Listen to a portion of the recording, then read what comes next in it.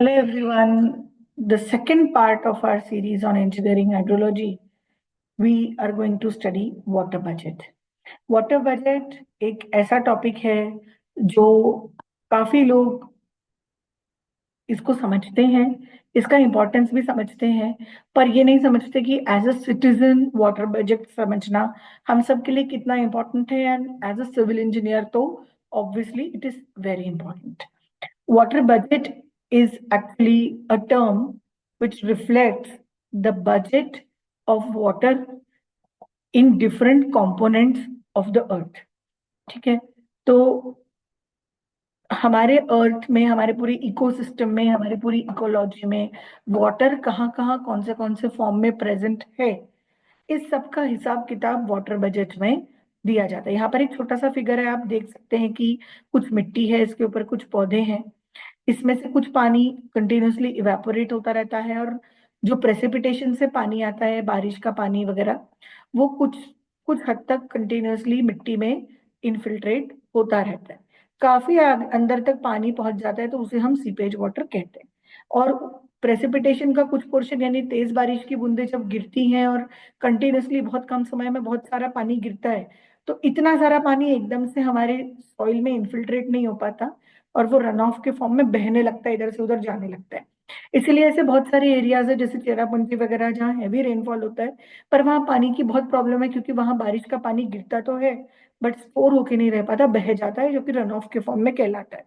तो हो सकता है किसी पर्टिकुलर एरिया में बहुत तेज बारिश बारिश का पानी आता हो, लेकिन वहां पे वाटर प्रॉब्लम बहुत हो, क्योंकि वो एरिया इस तरह से लोकेटेड है कि उसमें से पानी बह बह के नीचे चला जाता है। तो यहाँ इस पोर्शन में, या आप समझ लीजिए यहाँ कोई पानी नहीं बरस रहा है, लेकिन इनफिल्ट्रेट हुआ हुआ या रन ऑफ किया हुआ पानी इतना ज्यादा यहाँ पहुंच रहा है सब सरफेस फ्लो और सरफेस फ्लो की वजह से, कि this area is rich in water. क्योंकि इस तरह से जो हमारी सॉइल और वाटर और क्रॉप की रिलेशनशिप है, कहीं ना कहीं वो ये दिखाती है कि वाटर बजट कितना इम्पोर्टेंट है।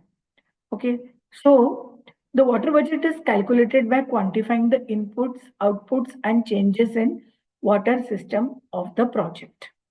Okay, while precipitation is the primary input to water budget, यानी कि सबसे ज्यादा जो वाटर बजट में ऐड करता है, यानी कि प्लस साइन कराता है, वो है प्रेसिपिटेशन।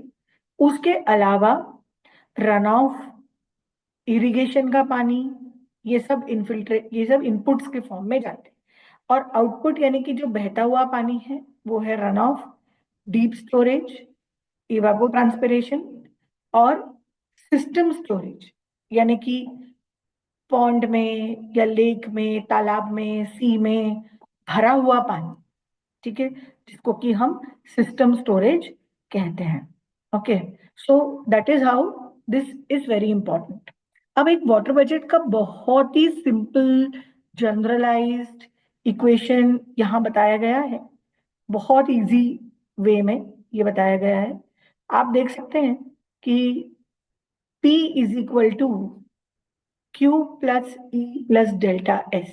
ये एक सिंपल वाटर बजट का इक्वेशन यहाँ रिप्रेजेंट कर रहे हैं कि P plus Q plus E plus delta S। P is the precipitation, यानी कि बारिश का जो पानी आ रहा है।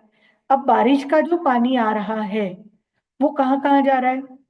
तो एक तो वो पानी बह रहा है, ठीक है, one of the option is कि वो पानी बह के इधर उधर जा रहा है।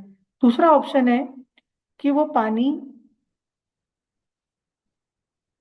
इवेपोरेट हो रहा है, ठीक है, और तीसरा ऑप्शन है वो पानी स्टोर हो रहा है। तो हम इसको थोड़ा सा ऐसे समझते हैं कि अगर हमारे पास इस तरह का एक तालाब है, ठीक है, इस तालाब में कुछ पानी है, समझ लीजिए ऑलरेडी इसमें 50 यूनिट का पानी है।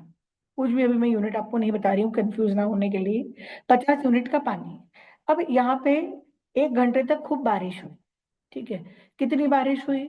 समझ लीजिए उस पूरी बारिश ने यहाँ पर 10 यूनिट पानी इस तालाब में ऐड कर दिया, ठीक है। अब क्योंकि तालाब में पहले से पानी भरा हुआ था और बारिश का पानी भी इसमें आया, तो कुछ पानी इसमें से बह बह के चला गया।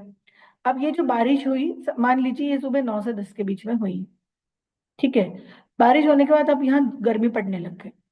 ठीक है। अब गर्मी पड़ने लग गई और मैं यहाँ पर इस तालाब पे 11 बजे रीडिंग लेने आई हूँ।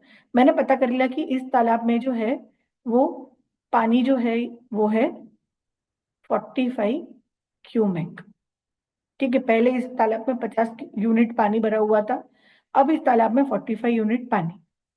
तो मुझे ये पता है कि 10 यूनिट की बारिश हुई, जिसमें से कि कुछ यूनिट पानी इस तालाब के अंदर स्टोर हुआ होगा, ठीक है, जिसको मैं डेल्टा एस कहूंगी। कुछ यूनिट पानी इस तालाब में से निकल निकल के बह गया होगा, तालाब ओवरफ्लो कर रहा है, पानी बह गया होगा, जिसको कि मैं कहूंगी रन ऑफ। आर या क्यू से इसे रिप्रेजेंट किया जाता है, क्यू इज फॉर डिस्चार्ज। ठीक है। और कुछ पानी जो है वो इवेपोरेट भी होता रहेगा, कंटिन्यूस इवेपोरेशन प्रोसेस चलता रहता है। जो हमारा स्टोर्ड वाटर है उसके अपर सर्विस से कंटिन्यूसली पानी इवेपोरेट होता रहता है। बारिश, लिक्विड की बूंदे गैस बनती रहती, गैस की बूंदे लिक्विड भी बनती रहती, इस तरह से ये एक्सचेंज चलता रहता है। तो ये जो है मेरा, इस तरह से कुछ डेटा लेके मैं वाटर बजट इक्वेशन डिसाइड करूंगी। अब वाटर बजट इक्वेशन दिखने में तो बड़ी आसान लग रही है, precipitation is run of plus evaporation plus storage, है ना। जितना पानी इसमें स्टोर हो गया प्लस पानी बह गया प्लस पानी इवेपोरेट हो गया, ये सब मिलके हमारा टोटल जो पानी आया था बारिश का वो है। अब ये दिखने में जितनी आसान लगती है, ये इतनी इजी वैसे होती नहीं है। Obviously it has lot of complications, इसमें काफी सारी चीजें ऐसी हैं जो कि पता कर पाना बहुत मुश्किल होता है।